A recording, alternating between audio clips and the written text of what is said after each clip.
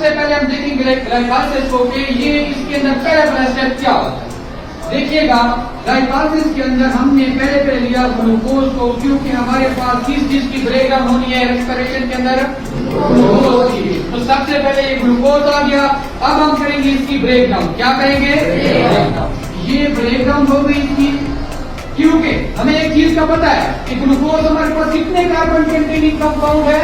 6 carbon containing compound. ये आ गया आपके पास 6 कार्बन। जब ये टूटेगा हमारे पास तो ये जाएगा 2 पायरावेट के अंदर। कितने के अंदर? 2 पायरावेट। ये आ गया 2 पायरावेट। लेकिन यहाँ पर एक बात आपने याद रखनी है कि ये 2 पायरावेट कितने कार्बन कंटेनिंग कंपाउंड होंगे?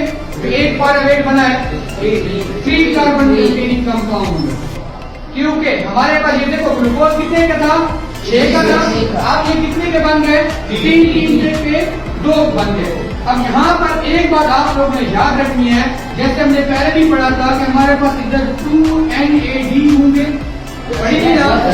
इनकी क्या होगी? ऑक्सीडेशन होगी, सॉरी रिडक्शन होगी, और ये क्या बन जाएंगे?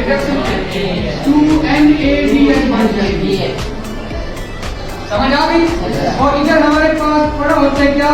2 ADP प्लस 1 फॉस्फेट, और ये हमारे पास इससे क्या बनता है? 2 ADP बनता है। यहाँ तक समझ आ गई? अब इसने जाना है, इन्हीं 2 पायरावेट को लेकर जाना है माइटोकॉन्ड्रिया के अंदर। ये जो 2 पायरावेट, जब हमने एनारोबिक रेस्पिरेशन पढ़ी थी उसमें हमारे पास जो एंड प्रोडक्ट था वो तो निकल आया था, या तो हमारे पास इथानॉल निकलता था या फिर लैक्टिक एसिड निकलता था, याद है ना? लेकिन इसमें क्योंकि आगे जाना है क्रेब्स साइकिल की तरफ, तो हमारे पास ये क्या होगा? क्रेब्स साइकिल तरफ मूव करेगा। अब जैसे ही ये मूव करेगा कहाँ पर? माइटोकॉन्ड्रियल मैट्रिक्स के अंदर, तो ये यहाँ पर नहीं जा सकेगा, ये खुद नहीं जा सकता। माइटोकॉन्ड्रिया इसको अलाउ नहीं कर सकते तुम मेरे अंदर एंट्री ले सको। तो क्या होगा? ये 2 पायरावेट पहले अपने आप को थोड़ा सा अपना बोझ खत्म करेंगे, क्योंकि 3 कार्बन कंटेनिंग कंपाउंड है। कितने हैं? तो ये अपने थोड़ा सा वेट लूज करेंगे, अपने आप को थोड़ा कम करेंगे ताकि वो इसमें दाखिल हो। तो क्या होगा? हमारे पास यहाँ पर क्या होगा? ये जो 2 पायरावेट है ये कन्वर्ट हो जाएंगे 2 एसिटाइल COA के अंदर। एसिटाइल COA से मुराद है एसिटाइल कोएंजाइम A। क्या हो जाएगा? अब ये वाली बात कि ये कितने का बन गया? ये बन गया 2 कार्बन कंपाउंड। समझ आ गई? अच्छा, यहाँ पर बीच में काम भी होगा, क्योंकि इसने तो अपना वजन थोड़ा कम किया है ना। तो क्या होगा? हमारे पास यहाँ पर 2 CO2 के मॉलिक्यूल भी बाहर निकल जाएंगे, 2 CO2 के मॉलिक्यूल भी बाहर, और साथ साथ हमारे पास यहाँ पर 2 NADH भी बनेगी। कितने बनेंगे? 2 NADH भी बने, 2 CO2 के मॉलिक्यूल भी बाहर निकल गए। अब हमारे पास ये जो एसिटाइल COA है ये इसके अंदर दाखिल होता है। अब ये दाखिल हो सकता है, ये दाखिल नहीं हो सकता। अब जैसे ही इसके अंदर दाखिल होगा हमारे पास यहाँ पर सबसे पहले एक चीज बनेगी जिसका नाम होगा सिट्रेट। क्या नाम होगा? सिट्रेट।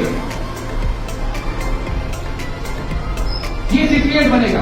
अब इसी सिट्रेट के ऊपर पहले नाम हम इसको देखेंगे। हमने इसका नाम क्या रखा था? इधर एक चीज बनी है जिसका नाम क्या है? सिट्रेट है ना। इसी क्रेब्स साइकिल का दूसरा नाम हम इधर लिख देंगे कि हमारे पास क्रेब्स साइकिल का दूसरा नाम जो है वो सिट्रिक एसिड साइकिल भी है। क्या नाम है? अच्छा, कोई पूछ लेता है कि आप ये बताओ आपने सिट्रिक एसिड साइकिल क्यों लिखा है? तो आपने कहना है कि जब हमारे पास एसिटाइल कोएंजाइम A जब माइटोकॉन्ड्रियल मैट्रिक्स के अंदर दाखिल हुआ तो वहां पर जो सबसे पहला स्टेबल कंपाउंड बना था उसका नाम क्या था? इसलिए हमने साइकिल का दूसरा नाम क्या रख दिया? Citric acid cycle. समझ आ गई? अब यहाँ पर ऐसे नहीं होगा कि आप समझो कि ये एक ही मर्तबा होगा और एनर्जी सारी आ जाएगी, नहीं, ऐसा नहीं होगा। ये बार बार साइकिल चलता रहेगा, ये बात स्टेप में होगा। स्ट्रेट बना, उससे कोई और चीज बनेगी, ये आप इंशाल्लाह किसी के अंदर पढ़ोगे, उसके अंदर ये स्टेप सारे के सारे आते जाएंगे और फिर आपके पास दोबारा क्या बन जाएगा? दोबारा स्टेप। एक मरतबा ये पूरा साइकिल घूमेगा, ये पूरा साइकिल एक मिनट। देखो हमारे पास कितने थे? दो थे ना, तो हमारे पास इसका मतलब एक मरतबा एक एसिटाइल कोएंजाइम जाएगा और अपना साइकिल बनाएगा, उसके बाद दूसरा जाएगा और वो क्या करेगा, अपना साइकिल बनाएगा। यहाँ तक समझ आ गई? अब देखते हैं कि जब वो एक मरतबा अपने साइकिल को बनाएगा तो हमारे पास क्या क्या चीजें हैं। देखते हैं, जब पहली मरतबा ये यहाँ से इधर जाएगा, साइकिल नंबर 1 हमारे पास बनेगा एक एटीपी बनेगी। कितनी एटीपी? सिर्फ एक एटीपी बनेगी, ठीक है। साथ में एक साइकिल के दौरान 3 NADH बनेंगे। यहाँ तक समझ आ गई? एक एटीपी 3 NADH इसी एक साइकिल के दौरान। और साथ में 2 हमारे पास क्या बनेंगे बेटा? FADH, ठीक है। सॉरी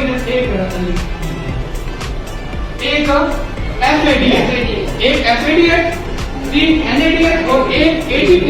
इसके साथ साथ हमारे पास 2 CO2 के मॉलिक्यूल होंगे, वो भी शाम से निकल जाए एक साइकिल के दौरान। कितना?